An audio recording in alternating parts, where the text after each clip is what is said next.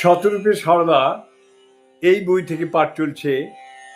এবারে একটি নূতন বিষয়, লোকশিক্ষায় শ্রীমা প্রখ্যাত সাহিত্যিক জ্ঞানপীঠ পুরস্কারে ভূষিতা আশাপূর্ণা দেবী। পাঠ শুরু করছি।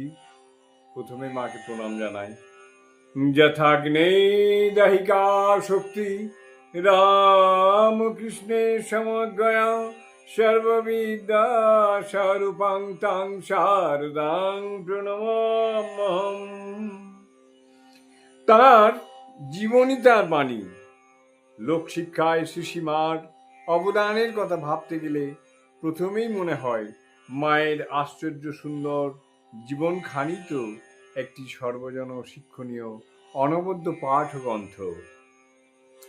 এ গ্রন্থের ভাষা সরল, শব্দবিন্যাস অনাড়ম্বর, প্রকাশভঙ্গি আকর্ষণীয়, আর বিষয়বস্তু গভীর ব্যঞ্জনাময়। বহু অধ্যায়ে বিভক্ত, সহজের আবরণে আবৃত এই বিস্ময়কর জীবন গ্রন্থখানির সত্যে সত্যে বৃদ্ধিত রয়েছে সত্যের শিক্ষা, আধ্যাত্ম পথের শিক্ষা, মানবিকতার শিক্ষা,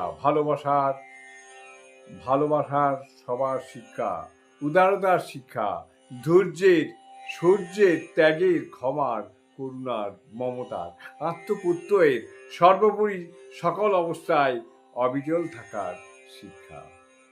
দুঃখে অবিচল, সুখে অবিচল, প্রাপ্তিতে অবিচল, অপ্রাপ্তিতে অবিচল।